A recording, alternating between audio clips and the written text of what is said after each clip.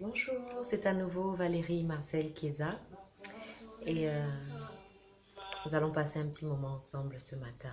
Alléluia, Jésus, Gloria Christ, Santo. Thank you, Jesus. Merci Seigneur, merci Jésus.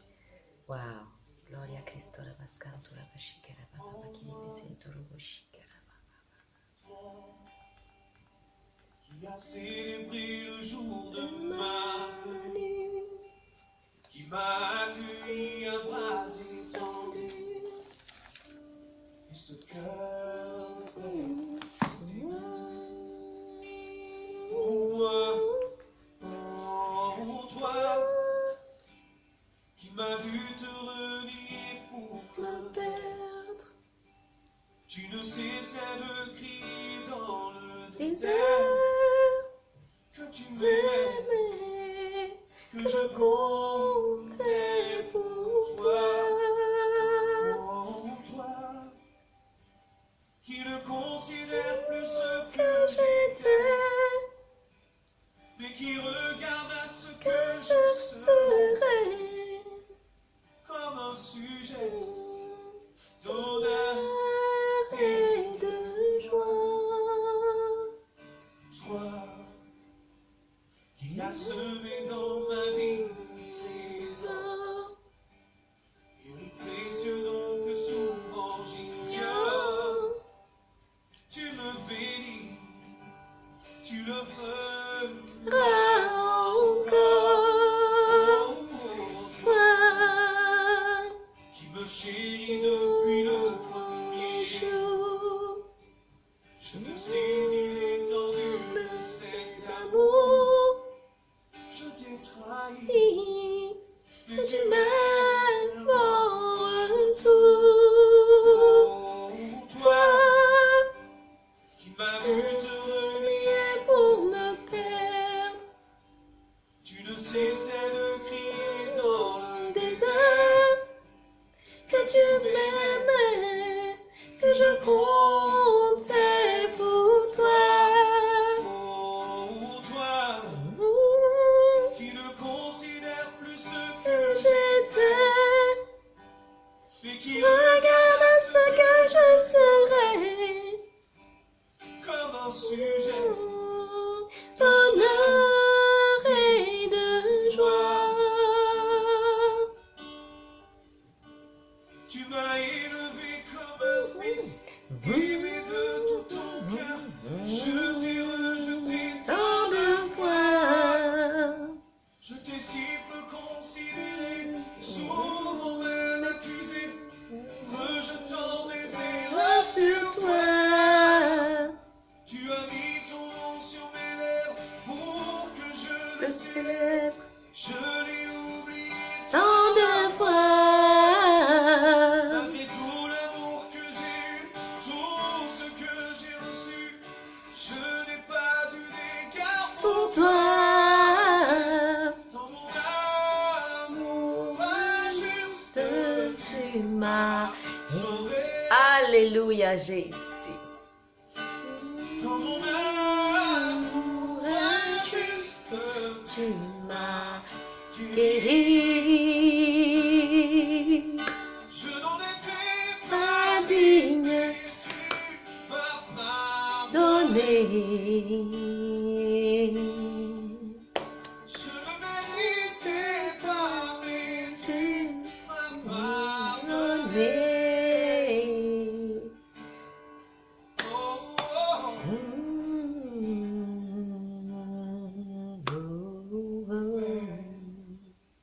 je veux te remettre ma vie entière. Je ne veux plus retourner dans ce désert.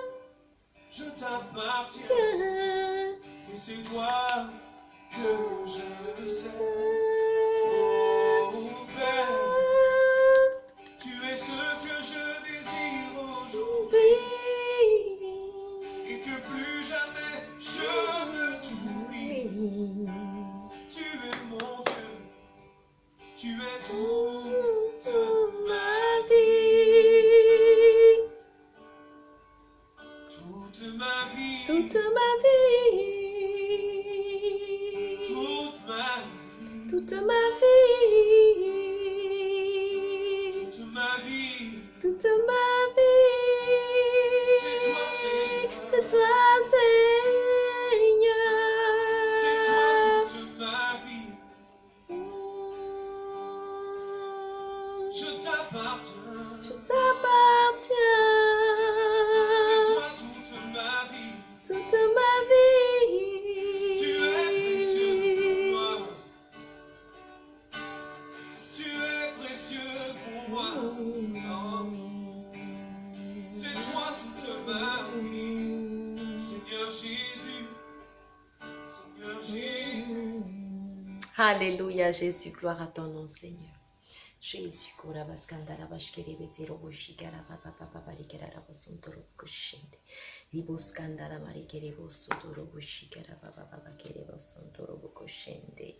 Alléluia, Alléluia. Jésus est merveilleux, Jésus est glorieux, Jésus est tout simplement merveilleux. Alléluia. Jésus,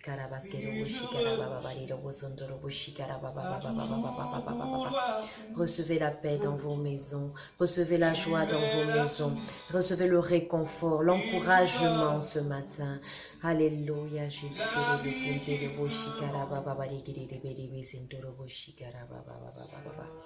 Alléluia, oui Seigneur, le Seigneur est merveilleux, le Seigneur est glorieux. Alléluia, c'est encore Valérie Marcel Keza et aujourd'hui nous sommes le 10 avril 2020. Voilà, en pleine période de Pâques, en pleine période de la résurrection, en pleine période d'un événement qui a marqué l'humanité entière.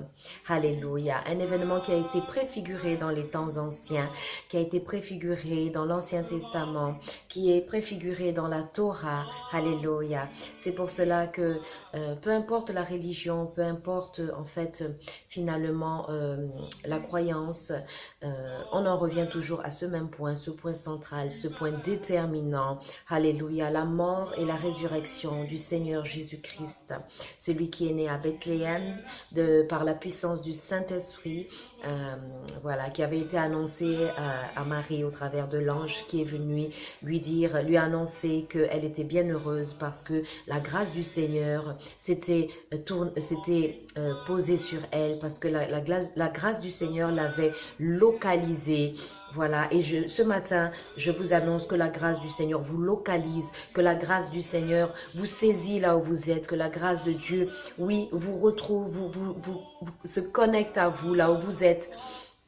Et vraiment que cette grâce, elle est toute puissante. Cette grâce, elle est merveilleuse. Cette grâce, elle est magnifique. Alléluia. Elle peut faire tout ce que l'être humain ne peut pas faire. Elle peut faire ce que nous ne pouvons pas humainement faire. La grâce de Dieu, elle est disponible ce matin. La grâce de Dieu, elle est là pour nous faire du bien, pour guérir un cœur brisé, pour délivrer quelqu'un qui était enchaîné depuis longtemps par des cauchemars, par des mauvais rêves, par des mauvaises nouvelles, par des craintes en tout genre, des inquiétudes. La grâce, la paix du Seigneur visite vos maisons, vos foyers, vos territoires ce matin. Nous sommes dans la joie, nous sommes dans la paix et nous voulons vraiment ensemble parler un petit peu de cet événement qui est déterminant, je le dis bien déterminant, parce que c'est ce qui fait toute la différence. Voyez-vous, la parole de Dieu dit que si le Seigneur Jésus-Christ n'est pas mort et ressuscité, notre espérance est vaine. Notre espérance est vaine, ce qui veut dire que toute notre espérance repose sur cet événement, ce précieux événement qui est le sacrifice de Jésus-Christ à la croix. Amen. L'Éternel, notre Dieu, le Créateur de la terre et du ciel, a prévu un moyen pour pallier à nos insuffisances, pour pallier à nos impossibilités, pour pallier à notre incapacité à être sauvés. Voilà, parce qu'à l'origine, il nous avait créés parfaits. Mais nous avons, de par notre désobéissance, de par ce premier être qui était Adam, et de sa compagne qui était Ève, qui ont désobéi à la loi de Dieu, qui ont désobéi au texte sacré, au texte qui régissent les événements, les faits et les temps et les circonstances. Et de ce fait, on avait besoin d'un sauveur. On avait besoin de pouvoir Oui, d'un sauveur tout simplement parce que quelqu'un qui est dans un trou ne peut pas se sauver tout seul. Il a besoin de quelqu'un qui soit à l'extérieur et qui lui tende la main pour le faire sortir de ce trou. Et c'est ce que l'Éternel a fait en envoyant Jésus-Christ sur la terre. Oui, Jésus-Christ tout à fait homme, Jésus-Christ tout à fait Dieu.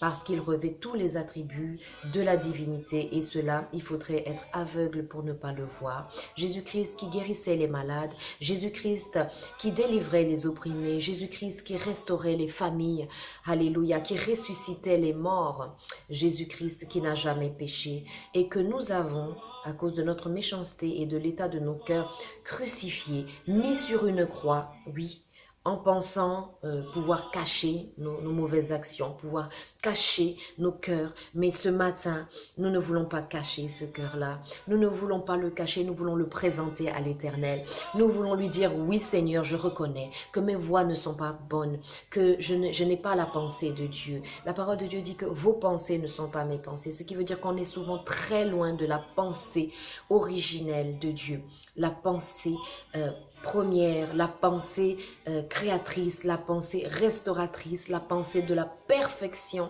Nous sommes bien loin de cela très souvent. Mais ce matin, nous voulons nous rappeler de cet événement qui change la donne, qui change la situation, qui donne un renouveau, qui donne une nouvelle espérance et qui réveille une conscience ce matin et qui réveille un esprit qui était abattu ce matin. Et qui réveille une vie de prière qui s'était allégée, qui s'était vraiment endormie. Oui, c'est le terme. Voyez-vous, le réveil, le réveil, le réveil, le réveil, la trompette sonne, la connaissance est à la disposition de tous. Maintenant, nous avons les moyens de communication. Nous pouvons entendre cette parole qui est une parole de restauration, qui est une parole de guérison, qui est une parole de résurrection. Alléluia. Oui, une parole puissante. La parole de Dieu dit qu'il a envoyé sa parole et que sa parole les a guéris. Alléluia. Nous n'avons donc plus d'excuses. Nous n'avons donc plus d'excuses. Notre espérance est certaine. Notre espérance est certaine. Jésus-Christ est ressuscité. Le tombeau, il est vide. En Israël, le tombeau, il est vide. Il est vide parce que Jésus-Christ est ressuscité. Et l'armée de l'époque, les personnes soudoyées de l'époque ont eu beau vouloir colporter un message selon lequel ses disciples l'auraient volé, mais tout cela, c'était tout simplement dans le but de cacher la vérité, de cacher un message qui est capable de ressusciter un mort, de cacher un message qui est un message de bonne nouvelle pour l'humanité, un message qui révolutionne les pensées, qui révolutionne les situations, qui révolutionne les familles, qui révolutionne, alléluia, le mode de pensée, alléluia, parce que lorsque l'on acquiert la connaissance, elle nous libère, elle nous délivre. C'est pour cela que la parole de Dieu dit que vous connaîtrez la vérité. Et la vérité vous affranchira. Vous connaîtrez la vérité et la vérité vous affranchira. C'est la parole de Dieu. Et même si l'on est croyant ou pas croyant, on le sait que la connaissance est une clé, que la connaissance est la source de la délivrance, et la source du pouvoir, et la source de la restauration. Alléluia, alléluia. Nous sommes dans la joie ce matin, une grande joie. Nous sommes dans la joie, nous sommes dans la paix. Nous sommes vraiment en train de nous réjouir ce matin parce que la parole de Dieu, c'est une bonne nouvelle. La parole de Dieu, c'est une parole merveilleuse. Alléluia. Thank you, Jesus. Thank you, Lord. Thank you, Jesus.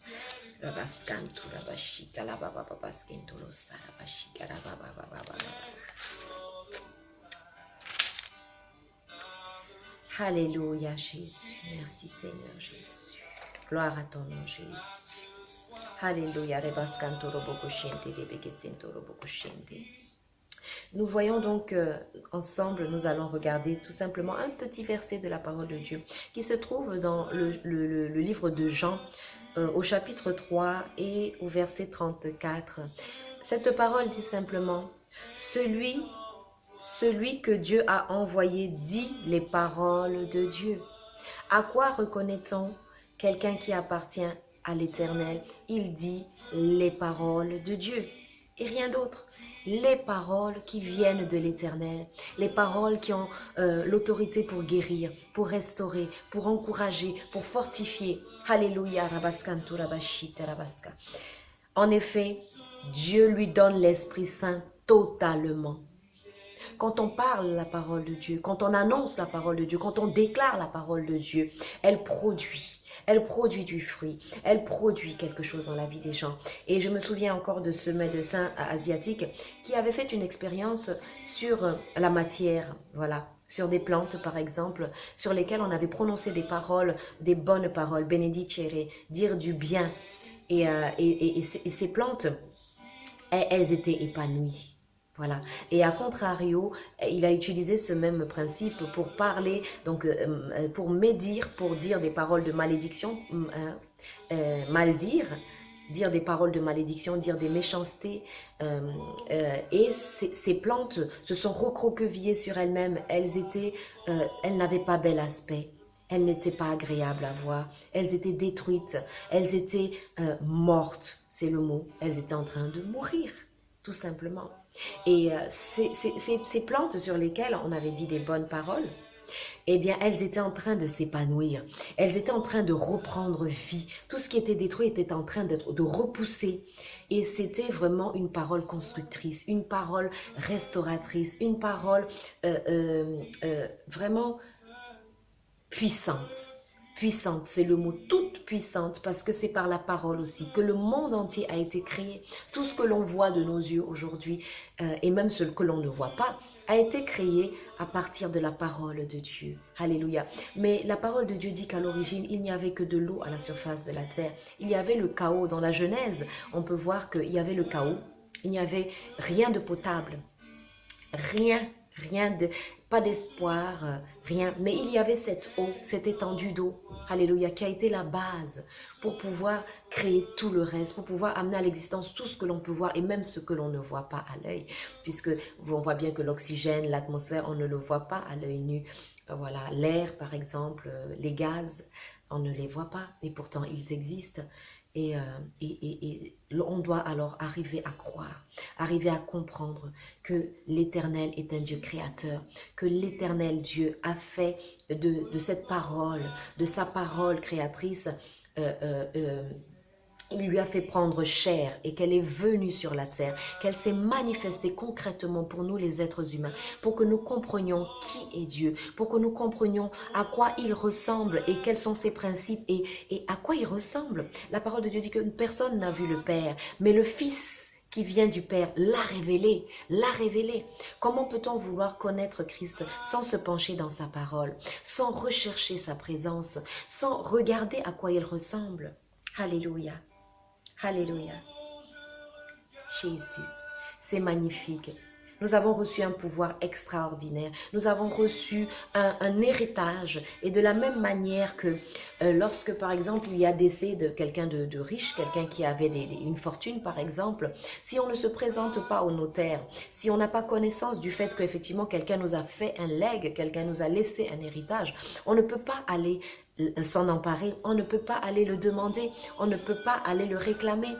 Et aujourd'hui, je vous annonce une bonne nouvelle, c'est que Jésus-Christ est mort sur la croix et il est ressuscité. Tous les textes d'histoire en parlent, tous les textes de théologie en parlent, la science en parle aussi. Beaucoup de scientifiques sont arrivés à la croyance, sont arrivés à la foi, sont arrivés à croire en Christ parce qu'ils sont arrivés aux preuves évidentes du fait que c'est Jésus-Christ qui était Seigneur et c'est bien lui. Et je me rappelle d'une parole à la croix où quelqu'un s'est écrié, c'était vraiment le Fils de Dieu.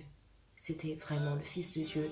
Et il ne l'avait pas vu, il n'en avait pas pris conscience jusqu'à ce que cet événement vienne comme ouvrir leur entendement, comme retirer un voile du devant de leurs yeux. Et ce matin, en entendant cette parole, un voile tombe de vos yeux. Un voile tombe de vos yeux. Un voile tombe de vos yeux. Un voile tombe de vos yeux. Votre intelligence s'ouvre. Votre compréhension s'ouvre. Vos yeux spirituels s'ouvrent et vous contemplez la gloire de de Dieu. Et vous contemplez la puissance de Dieu. Et vous contemplez comme dans un miroir resplendissant. La parole de Dieu dit que nous qui contemplons le visage découvert, Jésus-Christ, nous sommes transformés, l'esprit, jusqu'à lui ressembler. Ce qu'on contemple, c'est ce à quoi on ressemble. Contemplez Christ ce matin. Contemplez Christ ce matin. Contemplez sa grandeur. Contemplez sa personne. Contemplez sa puissance. Contemplez comment il a marché sur la terre. Comment il a délivré les opprimés. Comment il a libéré les captifs. Comment il a ressuscité des morts. Comment il a changé le cours de l'histoire. Alléluia. Il a fermé la bouche de ceux qui voulaient le confondre. Il a fermé la bouche de ses détracteurs. Alléluia. Ils sont restés muets. Ils sont restés muets. Ils sont restés stupéfaits par autant de puissance, par autant de véracité, par autant d'amour. C'en était presque éblouissant. C'en était presque insoutenable. Alléluia. Mais ce matin, contemplant la grâce de Dieu, contemplant la faveur de Dieu. Alléluia. Prenez un moment pour remercier le Seigneur, pour comprendre, pour percuter le fait que l'on ne se lève pas par sa propre force. Parce que beaucoup sont partis, ils étaient en bonne santé, ils étaient bien portants. Rien ne laissait présager le fait qu'ils s'en aillent. Et pourtant, ils s'en ont allés parce que l'Éternel a décidé que c'était le temps de retirer leur souffle. Et ce matin, le Seigneur nous accorde encore le souffle pour le servir, pour comprendre. C'est encore le jour aujourd'hui. C'est le jour aujourd'hui encore où on peut saisir la grâce de Dieu. C'est un jour de grâce, c'est un jour de faveur, c'est un jour de miracle aujourd'hui encore. Et vraiment, que le miracle entre dans vos maisons, que la restauration entre dans vos maisons, que la gloire de Dieu entre dans vos maisons, que la puissance de Dieu descende dans vos maisons, sur vos familles, sur vos enfants. Alléluia. Et qu'il vous remplisse de sa gloire. Et qu'il vous remplisse de sa gloire. Alléluia.